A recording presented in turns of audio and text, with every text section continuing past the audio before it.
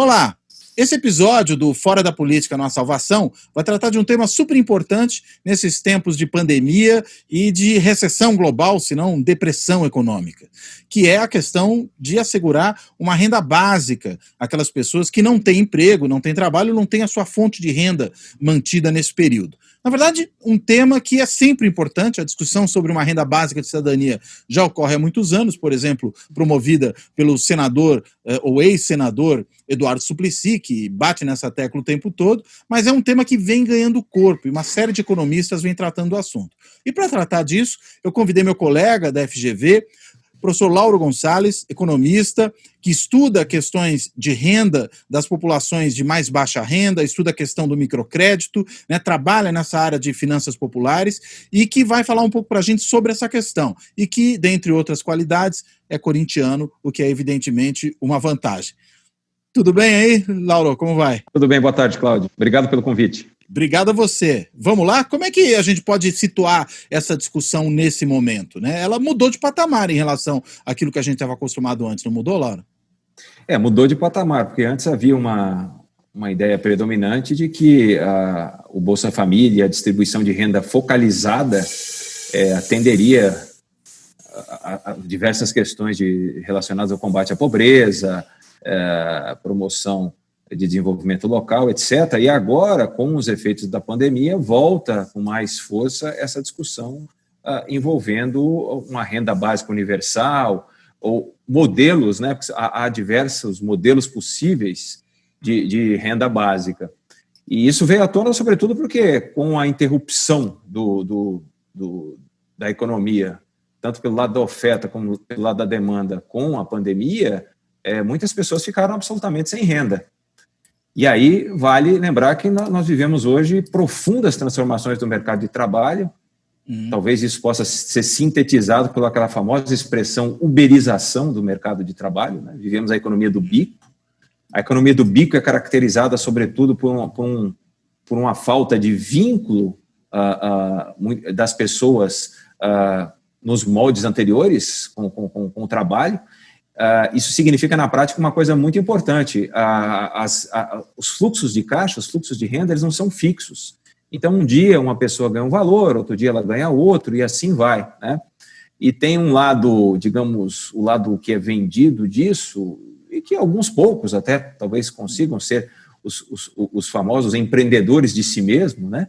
E se dar bem nesse mundo, mas existe um lado de precarização do trabalho e, sobretudo, de efeito direto sobre os orçamentos das famílias de baixa renda, que é muito evidente, né? Então, quando você tem uma interrupção disso, você tem milhões e milhões de pessoas que viviam desempenhando esse tipo de atividade, que cada dia gerava uma coisa, enfim, ganhando hoje o que era gasto hoje e no máximo amanhã. Quando isso se interrompe, a questão da renda básica emerge novamente com muita força, né? E aí nós tem aspectos políticos e econômicos muito interessantes ligados aí a essa discussão, né? E talvez, se é que a gente pode pensar em algum progresso inesperado em meio a uma crise tão terrível como essa que a gente está vivendo, pode até ser né? Essa discussão envolvendo a renda básica universal, modalidades dela, trazer isso para o topo da agenda de discussão de combate à pobreza é muito importante, porque, afinal de contas, houve mudanças significativas na economia recente e talvez o Bolsa Família não dê conta mais desses problemas, dessas mudanças no mercado de trabalho, por exemplo, que afetam um contingente muito grande de famílias, né? É até engraçado que eu estava ouvindo o ministro Paulo Guedes dizendo que eles haviam descoberto, achei até interessante essa expressão, nós descobrimos 40 milhões de invisíveis, né? Eu não sei onde esses 40 milhões de invisíveis, para quem estuda baixa renda, estiveram sempre aí, né? Faz tempo que estão aí. Eles são então, invisíveis a depender dos olhos de quem olha, né? Exatamente, eu achei interessante essa fala, né? A invisibilidade destes, mas eles já estão aí, já faz tempo que eles estão aí, E é preciso pensar em mecanismos adequados, né, de combate à pobreza, de integração dessas pessoas nesse mercado de trabalho que mudou tanto. Lauro, agora com Paulo Guedes como ministro da Economia, é possível imaginar que uma proposta como essa, da criação de um programa de renda básica de cidadania, ela prospere? Ou você acha que é só o debate em torno do tema que tem de avançar agora? Olha, eu acho que se valer o track record, né, o que o Guedes já fez, nós não podemos ter esperança nenhuma. Eu até brinquei, chamei o Paulo Guedes num artigo que eu escrevi da cloroquina da Faria Lima, porque, na verdade, mesmo nos próprios termos, mesmo quando nós observamos o que ele efetivamente propôs, encaminhou, é muito pouca coisa, mesmo considerando a agenda que se espera, que todo mundo espera que ele tenha, que é uma agenda de liberalização da economia, etc. Né? Quer dizer, quem elegeu é esperar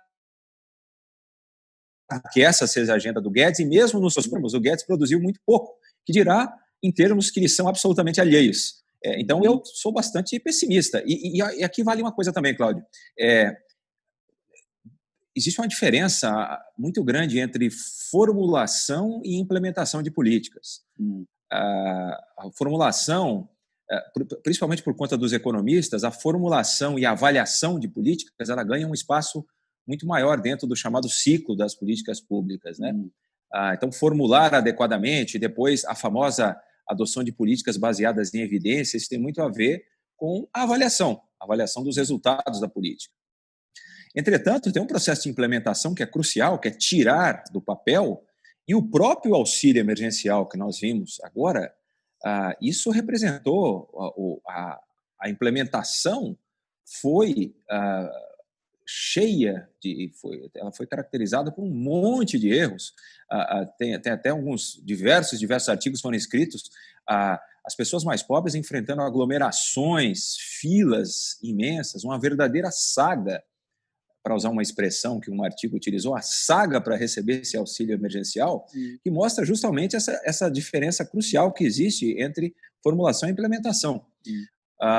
E o que é terrível, que isso tudo que eu estou descrevendo, né, justamente no momento em que a pandemia estava solta e as aglomerações e as filas era para ser evitado isso tudo, né? Na implementação da política, isso precisava ser considerado. Acontece que a formulação leva muito em consideração a ideia de disponibilização de recursos e leva pouco em consideração o lado da demanda, o lado de quem vai precisar desses recursos. Então, o dinheiro efetivamente chegar às mãos de quem mais precisa foi uma verdadeira saga, né? Muitas pessoas foram dias seguidos às agências da Caixa e saíram sem o dinheiro e com o vírus, provavelmente. Agora, você acha que isso é só incompetência ou isso, vamos dizer, é um relaxamento possivelmente intencional, na medida que o governo, no fim, não quer que as pessoas peguem realmente esse dinheiro? Olha, eu diria o seguinte, baseado naquele famoso vídeo da reunião presidencial e baseado nas falas, repetidas falas que eu tenho, que eu li, ouvi e li do presidente da Caixa, ele absolutamente, a Caixa, vamos lembrar, é um banco social, é um banco que, inclusive, é interessante, porque do ponto de vista, neste momento, a Caixa é primordialmente um banco público que pode ser utilizado adequadamente para o combate, para a mitigação dos efeitos da pandemia, porque, ao contrário do Banco do Brasil, não tem nenhum problema de governança ali. O Banco do Brasil ele tem ações em bolsa, então tem acionistas minoritários fora do governo, fundos, etc. A Caixa não. Ela tem uma posição, portanto, privilegiada. Acontece que eu não vejo, do ponto de vista de visão, de visão de mundo, do ponto de vista político, eu nunca vi no presidente da Caixa um foco maior em tornar o banco um banco de fato social. Então, se nós tomarmos, por exemplo, o ano anterior à crise, porque realmente, convenhamos, é muito complicado esse contexto de crise, é necessário que se reconheça a complexidade de você executar políticas de larga escala, políticas que atenderiam milhões de pessoas em um contexto de pandemia. Entretanto, se nós retrocedemos para o ano passado, quando o presidente da Caixa assumiu, tem um famoso discurso dele junto com o Guedes, ele disse que tornaria a Caixa o maior banco de microcrédito do Brasil, um banco social por excelência. Você provavelmente se lembra daquele discurso em que ele fez alusão aos piratas do setor privado e do submundo da política, etc. Portanto, do ponto de vista político, o que ele demonstrou ali naquele momento, o que ele sinalizou é que a Caixa viveria um novo momento. E aí, se você adianta a fita um ano, você verifica que a Caixa pouco fez, por exemplo, em políticas de crédito para os pequenos, não há nada. Eu peguei o relatório de administração da Caixa do ano de 2019, por curiosidade, com um artigo que eu estava escrevendo justamente sobre o papel da Caixa na crise, e não há uma ação relevante mencionada sobre microcrédito, por exemplo. Nenhuma ação durante todo o ano de 2019. Sendo que era uma intenção declarada do próprio novo presidente da Caixa, isso. Exatamente. Então, a gente volta àquela questão, né? Se eles vão conseguir fazer, eles vão conseguir desenvolver um tipo de política, se essa renda Brasil, da qual eles têm falado nos últimos dias, se isso de fato vai sair do papel e como é que vai sair do papel. Eu tenho essa dúvida por conta justamente desses meses que se passaram e eles não fizeram o que eles próprios disseram, como você acabou de dizer. O microcrédito foi definido, é muito interessante que tem aquelas coisas de relatório de administração institucional, né? Tem lá um dos pilares da instituição, doravante, será o microcrédito. Aí você olha no restante do relatório, não tem menção nenhuma a projetos de microcrédito. Portanto, quando a pandemia chegou, a Caixa estava muito menos preparada para o atendimento a essa população, justamente porque ela não se preparou durante todo esse ano anterior à própria crise. Então isso chama atenção, né? Isso me coloca, eu tenho sérias dúvidas sobre a capacidade desse governo desenhar e implementar, sobretudo adequadamente, esse tipo de política. De novo, insisto. As duas coisas, né? As duas coisas. Porque, exatamente, a formulação e a implementação. E essa minha dúvida vem do fato de que, de novo, o governo tem sido bastante questionável o que o governo tem feito em relação ao que ele próprio diz que vai fazer, que dirá a uma agenda ligada a pontos, ligado, por exemplo, ao redesenho de política de assistência social, de políticas de transferência de renda, que me parece que não fazia parte, ou pelo menos não era parte de uma agenda prioritária desse governo. Então, realmente, agora, por outro lado, né, há implicações políticas, há implicações de apoio político muito observáveis, já advindas diretamente desse tipo de política, né? A gente vê as últimas pesquisas têm mostrado, todas elas, né? E a mais recente, quando a gente grava esse programa, é a da XP. Ela mostra uma clara melhora da avaliação do governo entre os setores mais pobres da população, aqueles que recebem até 2 salários mínimos, né? Sobem aí 7 pontos percentuais com relação à aprovação do final de maio, e também na região Nordeste, né? Que é uma região, tradicionalmente, onde o bolsonarismo tem menos apoio. Ele perdeu, inclusive, a eleição presidencial no Nordeste, é onde ele tem as suas piores avaliações ainda hoje, mas também ali é onde ele tem o maior crescimento nesse intervalo entre o final de maio e agora metade de julho, segunda metade, comecinho, né, da segunda metade de julho. Né? Ou seja, exatamente. Dá resultado, né, um tipo de política como esse. Exato. Eu acho interessante também observar nessa mesma pesquisa, salvo engano, as avaliações sofreram, a variação foi positiva, mas dentro da margem de erro, né, dentro de variações muito pequenas no geral, mas para as famílias de até 2 salários mínimos, sobretudo no Nordeste, essa variação foi fora da margem de erro e bastante positiva. Porque isso é interessante. Quem faz pesquisa sobre orçamento de famílias de baixa renda não se surpreende com esses resultados. Essa é até algo que eu venho falando já há alguns meses. Atualmente, para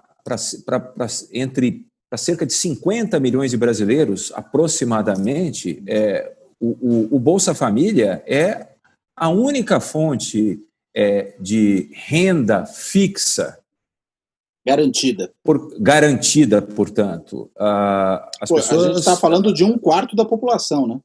Pois é. Então, e aí, se nós pensarmos que o valor máximo do Bolsa Família está entre 180 e 190 reais, o auxílio emergencial tem dois valores possíveis, aí, 600 ou 1.200. Tem várias estimativas aí que têm dito que quando leva-se em consideração esses auxílios, a renda disponível, a evidência é que ela pode até ter aumentado para a população de baixa renda. Em alguns casos, mais do que triplica, né? Exato. Claro que a gente tem que levar em consideração que as pessoas faziam outras atividades, a gente vive a era da economia do bico, né? Essas outras atividades sofreram uma queda, provavelmente. Entretanto, há evidência que isso foi mais do que compensado pelo auxílio. Agora, isso quer dizer o quê? Isso quer dizer que as pessoas não querem trabalhar? Isso quer dizer... Não, isso quer dizer, na verdade, que o país é mais pobre do que a gente imagina. Sim. A renda é pior distribuída do que nós imaginamos. Em outras palavras, nós subestimamos. Tanto é que, eu disse anteriormente, o ministro Paulo Guedes se surpreendeu com esses 40 milhões de invisíveis, né? Mas eles estão aí, né? E já estão aí faz tempo, exatamente. Agora, claro que, do ponto de vista político, isso é interessante, porque, como você falou, olhando os números, e a gente pode olhar para várias pesquisas de opinião diferentes, todas têm apontado para esse mesmo fenômeno, para essa mesma relação, possivelmente, de causalidade. O auxílio emergencial tem um efeito muito grande sobre o orçamento das famílias de baixa renda, e essa melhoria de bem-estar, ainda que temporária, a gente não sabe como é que vai ser o pós, né? A gente pode falar depois, mas ainda que temporária, isso se traduz em um apoio maior para quem está responsável, para quem é atribuída a responsabilidade pela distribuição desse auxílio. Agora, uma coisa interessante, né? É um governo super preocupado com redução de gasto público. Não é pouco dinheiro o que é destinado a essas famílias. Tudo bem que num momento como esse, de depressão econômica, o gasto público pode ser, inclusive, uma ferramenta de saída da depressão.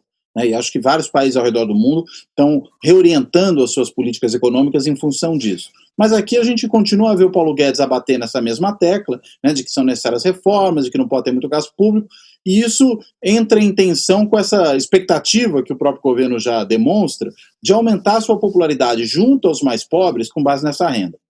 Só que aí, duas coisas, né? Primeira, como é que vai se financiar isso? De onde vêm os recursos se essa política, porventura, vier a se tornar uma política mais perene, uma política mais estável? E segundo, a gente vê justamente nesse momento, né, segunda metade de julho, na hora que finalmente parece que vai desencalacrar a decisão sobre o Fundeb no Congresso Nacional, o governo querer bancar uma desperto e querer transformar o Fundeb numa fonte de recursos para o programa de renda básica, inclusive pegando dinheiro de estados e municípios que iriam para a educação e redirecionando para essa área, o que já gera aí revolta no Congresso, revolta junto a uma série de segmentos ligados à educação. Como é que você vê essas duas coisas? Essa tentativa de, digamos, fazer um trambique orçamentário, ou que me parece, pelo menos esse é o termo que eu estou dando para isso, e de outro lado, como ter recursos superado o período da depressão para manter essa política de forma perene? Acho que a questão dos recursos realmente tem que... É necessário separar o conjuntural e o curto prazo. Aliás, eu costumo dizer que, nesse contexto da pandemia, nós não temos curto, médio e longo prazo. Nós temos curtíssimo, curto, médio e longo prazo. Então, no curtíssimo prazo, o orçamento necessário e os investimentos sociais necessários, os gastos sociais necessários para mitigar os efeitos da pandemia, eles garantem a preservação do PIB potencial. Então, do ponto de vista econômico, acho que é isso. A gente está falando de gastos, por exemplo, e nós estamos falando do auxílio, mas eu acho que o auxílio ele teve uma série de problemas para que ele chegasse a população que necessitada, a população que estava sofrendo com a crise, mas, em grande medida, ele chegou. Foram aproximadamente 64 milhões de pessoas que receberam o auxílio. Isso é um número interessante. Aproximadamente metade da população brasileira solicitou o auxílio. É muita mais coisa, de 100 milhões de pessoas. É muita coisa. Por isso que eu digo, isso significa que nós, na verdade, subestimamos a desigualdade e a pobreza no Brasil, porque o Brasil é um país essencialmente de renda média. Esses números assustam, mas é porque nós não nos damos conta do tamanho da desigualdade, né? A média, né, é aquela velha frase, se a sua cabeça está no forno, o seu pé está no freezer, na média você está à temperatura ambiente. Isso apesar dos trambiques, porque eu estou pensando exatamente. Assim, militares que receberam, a família do Queiroz, coisas do tipo, né? Pois é, eu vejo assim, então, certamente isso vai ser um desafio, né, os recursos, mas acho que a primeira coisa que tem que ter em mente uma certa qualificação dos gastos. Eu acho que para aqueles que gostam muito de comparar governo com empresas, que é uma comparação inadequada, a meu ver, né, mas as próprias empresas, uma coisa é gastar dinheiro comprando um jatinho para os executivos, outra coisa é gastar dinheiro desenvolvendo um novo produto.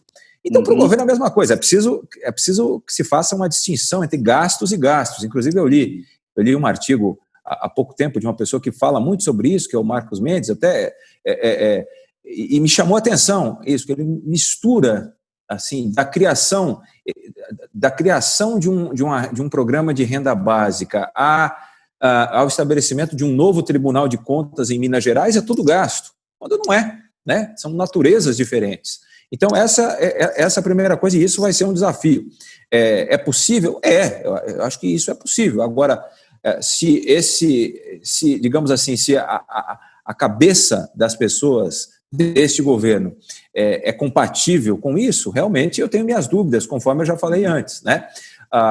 Agora, e aí tem essas coisas que você falou já, do ponto de vista político, me parece que, como observador, até é bastante curioso, né, que eu vejo um embate entre essa visão fiscalista que predomina no governo e essa visão de que gasto é gasto, independente da sua natureza, e há várias pessoas na equipe econômica que eu acredito que têm essa visão. E do seu efeito, né? O seu efeito, com a ideia de que, justamente com isso de um lado, e a ideia de que se você não tiver esses gastos, você vai comprometer o próprio PIB futuro, e as pessoas, os economistas de maneira geral, acompanham muito a relação entre a dívida e o PIB. E vários gastos, o PIB está aqui embaixo no denominador, e vários gastos, eles garantem a preservação desse PIB futuro. Então, acho que esse é um primeiro desafio, e gasto social certamente vai por aí, né? Outra coisa que certamente entra nessa conta, de alguma maneira, é o crédito.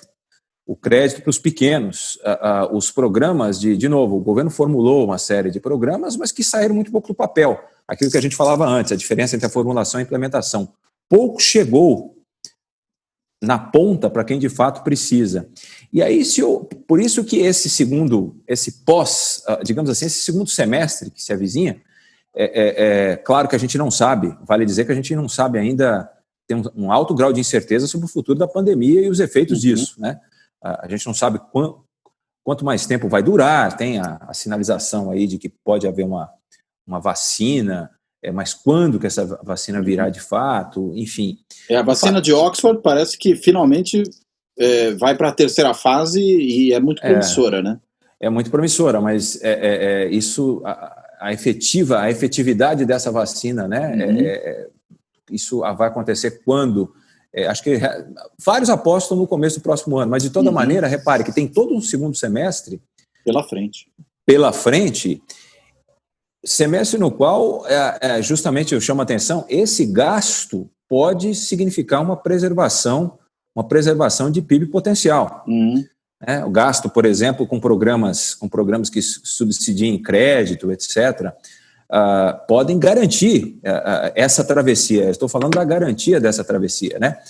Agora, eu acho que você como cientista político, provavelmente vai ter um terreno fértil para observação, porque, de fato, a gente tem ali grupos grupos muito diferentes, né, do ponto de vista... Na verdade, existe um predomínio de uma visão... De uma visão de mundo ali que não está ligada a essas pautas que a gente está discutindo aqui. Pelo contrário, está ligada a outras pautas, a pautas eminentemente, digamos assim, orientadas para a liberalização, orientadas por uma visão de mercado, por liberalização, justamente em um momento em que, do ponto de vista político, a sociedade como um todo demanda mais Estado, mundo afora, né? Então, é muito interessante observar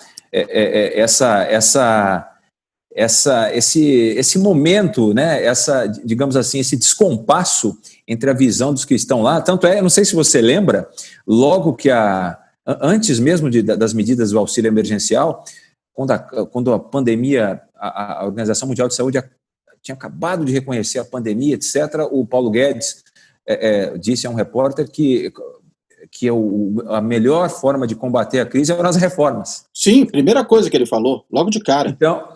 Então isso mostra um grau de... Claro, depois disso ele próprio mudou, né?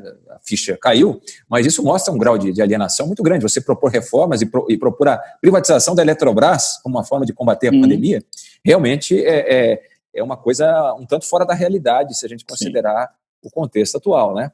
Afinal de contas, o que é realmente importante neste momento, né? Acho que essa é a questão, né?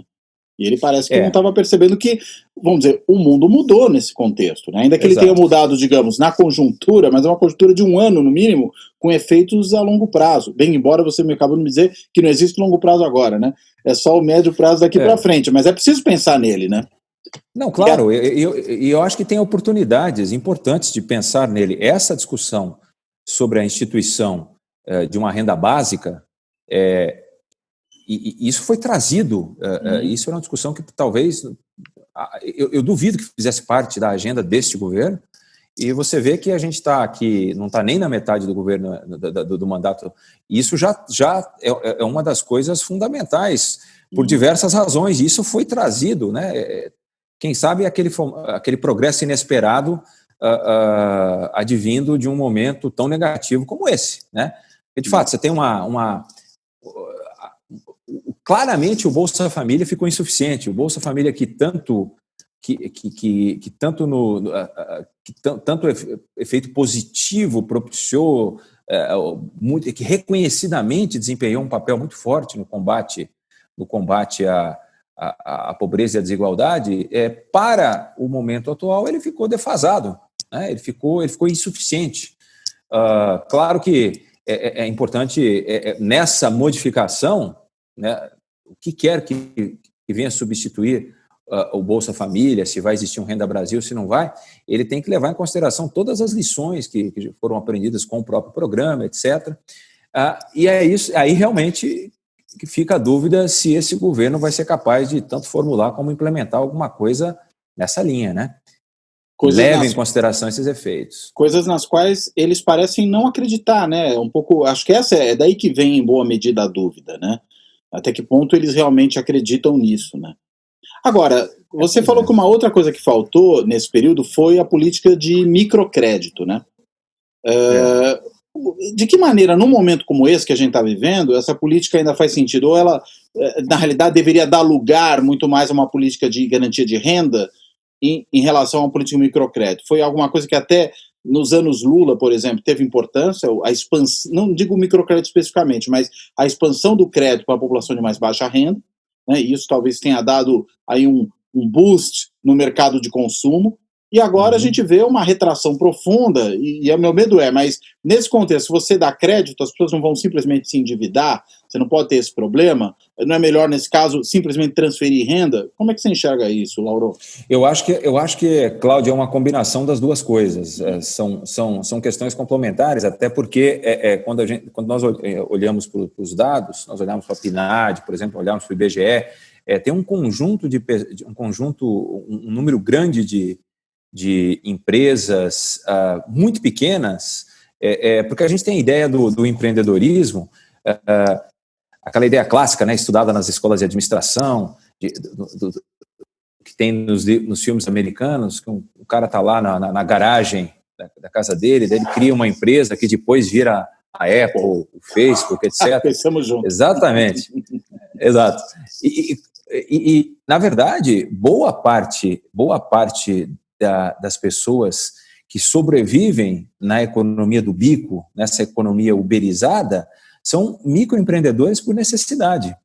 Eles estão fazendo aquilo porque aquilo é parte de uma estratégia de sobrevivência. É a única opção disponível, talvez, né? Exatamente. Aquilo não é opcional, aquilo é parte de uma estratégia de sobrevivência.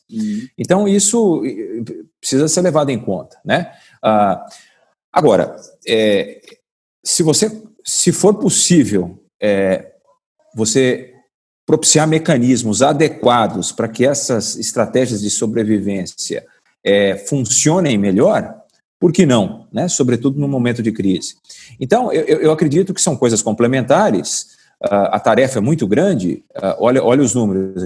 Nós acabamos de dizer que metade da população brasileira se cadastrou por recebimento do auxílio emergencial. Mais de 100 milhões de pessoas, é muita coisa.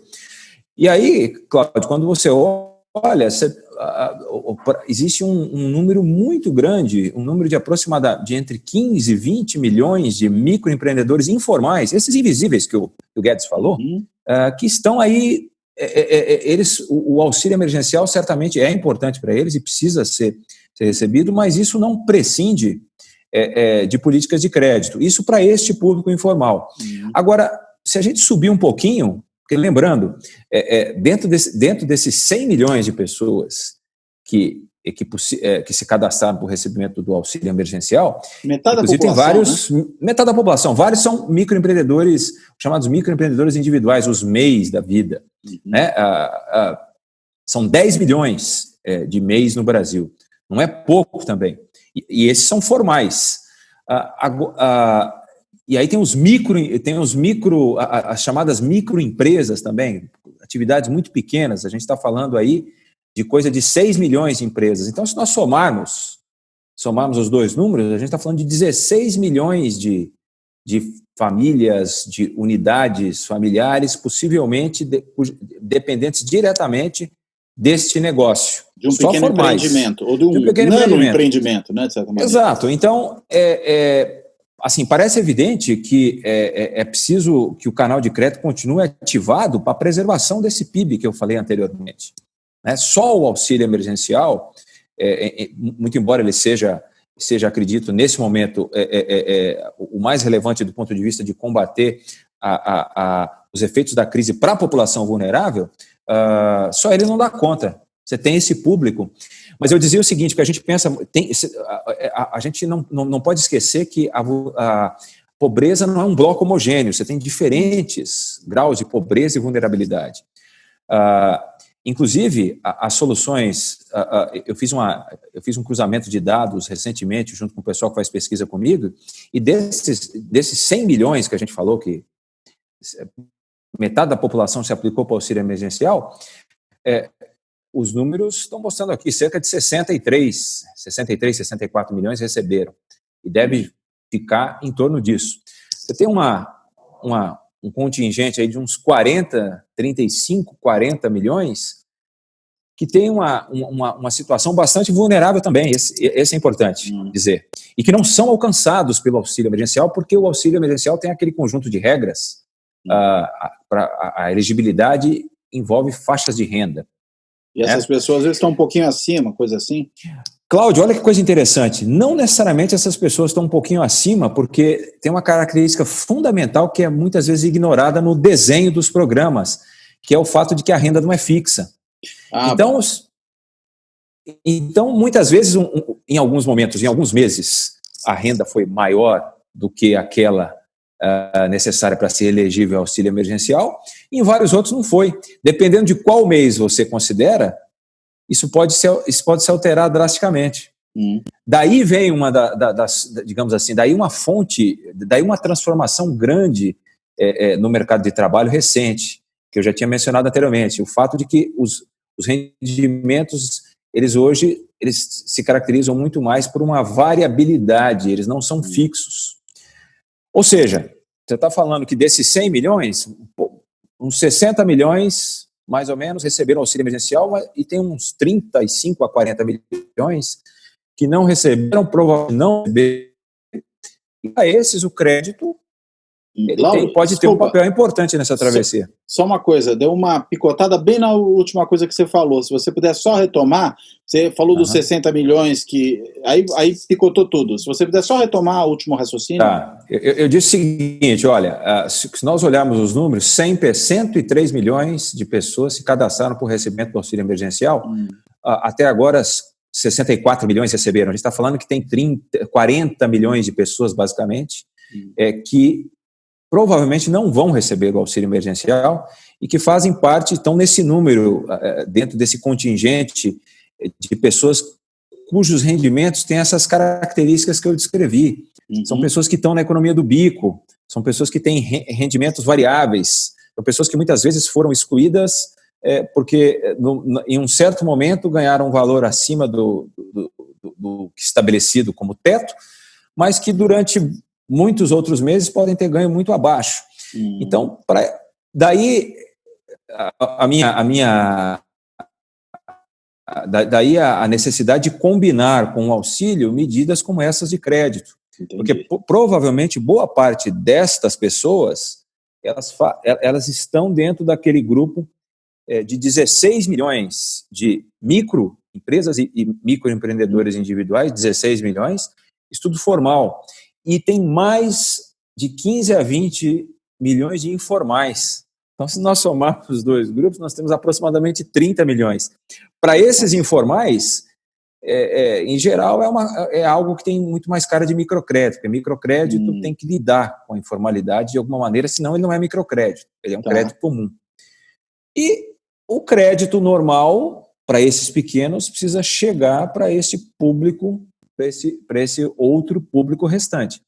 Agora, aí tem uma questão política muito séria também, né? Assim, uma visão, uma tomada de uma decisão que envolve política. Sabe-se que para esse público que a gente está falando, e aí especificamente em crédito, mesmo em condições normais de temperatura e pressão, ou seja, quando o mercado está funcionando bem, eles têm grande dificuldade de acesso a crédito. Que dirá agora? Ou seja, é ilusão imaginar que virá uma solução de mercado. Não virá uma solução de mercado, é preciso uma solução de governo, é preciso uma visão política do problema, né?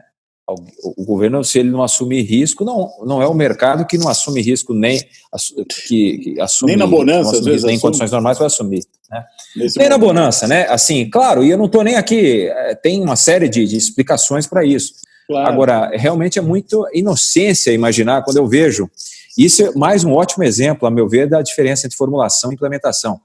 Eu de vez em quando, eu vi o pronunciamento faz umas 2, 3 semanas, o pronunciamento do presidente do Banco Central anunciando uma série de medidas. Claro, não estou dizendo que isso é negativo, mas são medidas que muito ligadas à maior disponibilização de recursos para os bancos emprestarem, se os bancos quiserem, né? Então, do ponto de vista de formulação, ótimo. Mas tem esse detalhe, né? Precisamos, como diria, precisamos combinar com os russos, né? Exatamente, já dizia Garrincha. Já dizia Garrincha. Então, tem uma distância considerável e nesse momento, essa distância que separa a formulação e a implementação, ela é terrível, porque isso mexe com a vida de milhões e milhões de pessoas, né? Agora, para a gente caminhar para o fechamento, uma coisa que você mencionou algumas vezes aqui é essa da uberização da economia, que acho que está muito relacionada, inclusive, a esse outro problema, que é a variabilidade da renda das pessoas ao longo do tempo. E nós vimos recentemente, acho que é um fenômeno interessante, novo e importante, essas manifestações, por exemplo, de motoboys, que tem trabalhado de forma exaustiva para as empresas de entrega, né, para iFood, Uber Eats, enfim, todas elas, essas talvez sejam as duas maiores, e que têm condições tremendamente precárias, né? E eles, inclusive, apontam que uma das suas expectativas é reverter a precarização. Por outro lado, a formalização mais restrita do mercado de trabalho é justamente o que, se for levado para esse setor, talvez tire desse setor justamente a sua vantagem, que é a pessoa poder trabalhar de maneira mais flexível e tudo mais.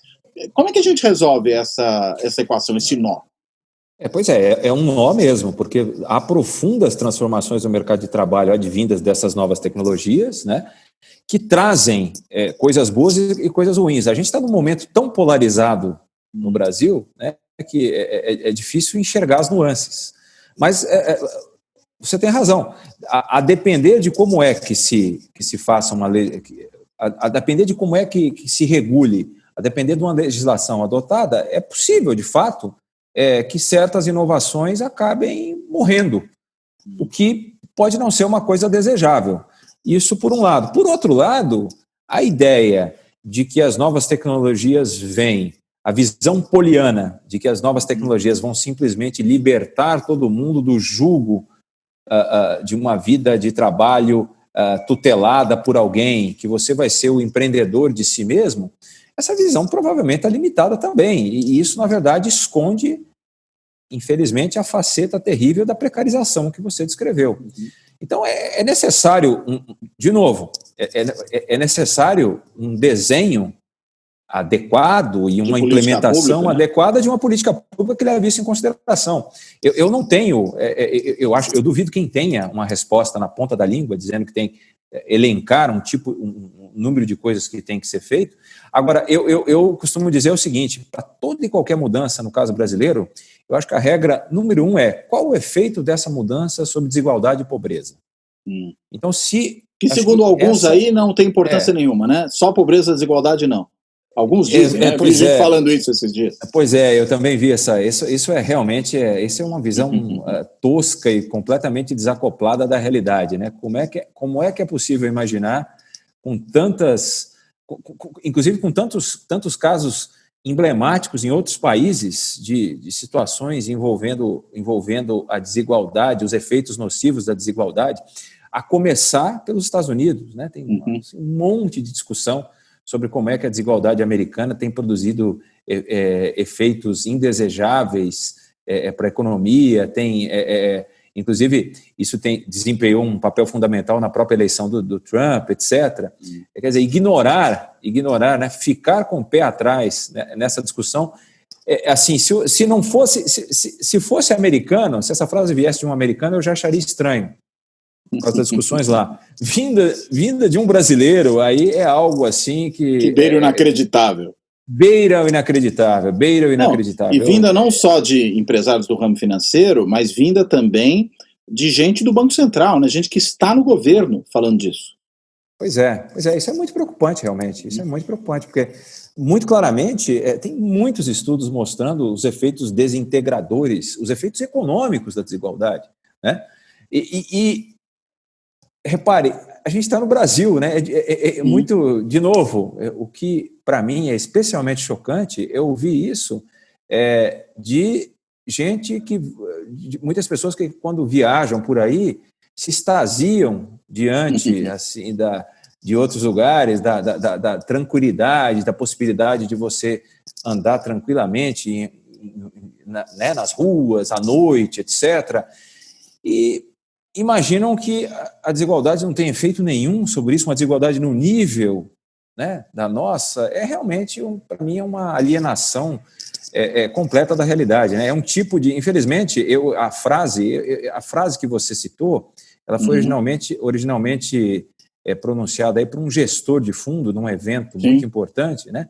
E eu até acho que existe uma conexão importante entre essa frase e um episódio que aconteceu esse final de semana com aquele desembargador. Sim.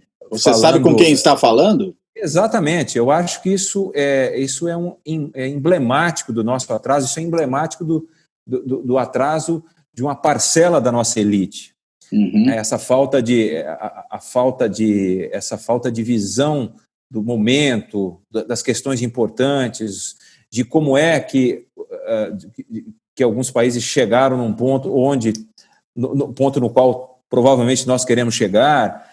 Enfim, eu acho que as coisas, infelizmente, isso aí são realmente um retrato do atraso de um pedaço da nossa elite. E a gente está vendo, acho que essa explosão das informações nas redes, os exemplos vão né, surgindo a todo instante aqui, né? É o gestor do fundo, é o desembargador, depois é mais alguém.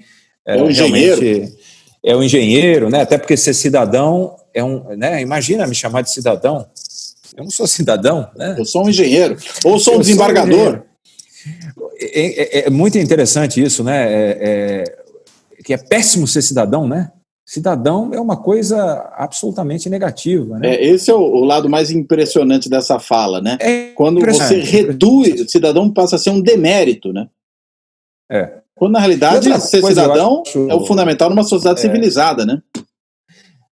Pois é, e acho que ambas as frases, essa do gestor do fundo e o nosso querido desembargador, isso mostra uma alienação, e é interessante o seguinte, Cláudio, que eu já há vários anos fazendo pesquisa com baixa renda, o que eu percebo é que existe uma alienação muito grande em relação à baixa renda. As pessoas imaginam, elas concebem, elas fazem um desenho sobre o que é bom para a baixa renda sem perguntar nada para a própria baixa renda. Em outras palavras, você considera muito aquilo que você imagina que seja bom para as pessoas e você desconsidera aquilo que as pessoas valorizam no seu cotidiano. Falta um conhecimento maior, falta juntar economia com antropologia, com sociologia, para você desenhar mais adequadamente políticas, implementar políticas que estejam mais conectadas à realidade das pessoas e não à realidade imaginada dessas pessoas. Isso, para mim, já que a gente estava falando do gestor do fundo e do desembargador, e eu atribuo a fala desses dois um grau de alienação absurdo, me parece que nós precisamos também combater essa alienação em relação às necessidades da baixa renda, né? Em particular, por exemplo, esse número que surpreende. Tudo bem, a gente pega no pé do Paulo Guedes, porque ele fala, né?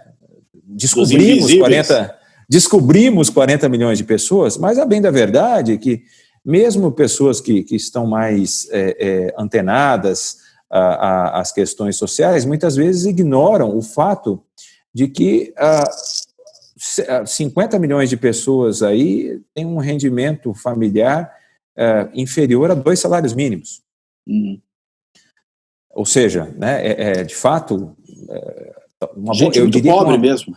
Uma boa parte da classe média provavelmente ignora essa lógica, né? E como e aí, portanto, assim, os efeitos sobre, e aí a gente se surpreende, por exemplo, quando alguns se surpreendem quando veem, por exemplo, esse aumento, apesar dos absurdos, apesar das barbaridades todas, vem um aumento da popularidade do governo nas últimas semanas, né? Isso tem a ver com o que a gente falava anteriormente. Com a transferência de renda, né? Isso, sem dúvida nenhuma, tem uma ligação com o fato de que a transferência de renda afeta o bem-estar na veia, né? E na hora, né? Na hora. É impressionante, de fato, né? Muito bem. Lauro, quero te agradecer muitíssimo por essa conversa tremendamente interessante, esclarecedora, a respeito dessas questões relacionadas a políticas de renda, a políticas de crédito, justamente para os setores mais pobres da população, os efeitos disso, né, no cenário político imediato, o que a gente pode pensar em termos de políticas públicas. Acho que foi uma conversa muito esclarecedora. E eu quero não só te agradecer, mas te passar aí a palavra para suas considerações finais. Obrigado, Cláudio. Não, agradeço muito o convite, espero não ter falado demais. Não falou demais, não. Esses são pontos que eu quis tocar em alguns pontos que, enfim, fazem parte de várias coisas que eu e um grupo de pessoas a gente tem pesquisado nos últimos anos. E, enfim, né, vamos torcer para que logo todos estejamos juntos novamente e que essa crise passe logo, essa pandemia, etc. E você não quer aproveitar e falar do seu livro que saiu no final do ano passado? Teve um livro coletivo, né? Um livro coletivo. Na verdade, já foi antes disso, do final de 2018. Nossa, para mim a memória estava fresca ainda, acho que é a idade. Na verdade, é até interessante você lembrar desse livro, porque a motivação para escrevê-lo foi justamente essa, uma tentativa de registrar mudanças que tinham ocorrido nas classes CDE e que não eram observadas, não havia conhecimento de uma série de mudanças que aconteceram, e aí nós estudamos nesse livro aí o período de 1995 a 2015. Fala o nome do livro anos. Aí para quem nos assiste ou nos ouve. O Brasil mudou mais do que você pensa. Saiu por qual editora? Saiu pela editora da FGV. Muito bem. E uma série de temas relacionados a esse, nós sempre colocamos aí no site do Centro de Estudos, quem quiser dar uma olhada lá, o Centro de Estudos de Microfinanças e Inclusão Financeira da FGV, e no Twitter, no Facebook, enfim. Tentamos divulgar. Precisamos sempre divulgar melhor, então por isso é muito importante um espaço como esse teu aqui. Agradeço essas ideias e esses temas que a gente tem pesquisado, que acho que eles são super importantes aí para o contexto atual. Muito bem. Obrigado de novo, Cláudio. Obrigado de novo a você, Lauro. A gente fecha por aqui, pede àqueles que nos assistem no YouTube, que nos escutam nos podcasts, que não deixem de se inscrever no canal, de assinar os podcasts e até a próxima. Se você gostou desse vídeo, não esqueça de colocar sua curtidinha aí embaixo e, claro, se inscrever no canal. Além do canal do YouTube, o Fora da Política Não Há Salvação está disponível também no podcast, em mais de 16 agregadores de podcasts. Acompanhe a gente. Um abraço, até a próxima.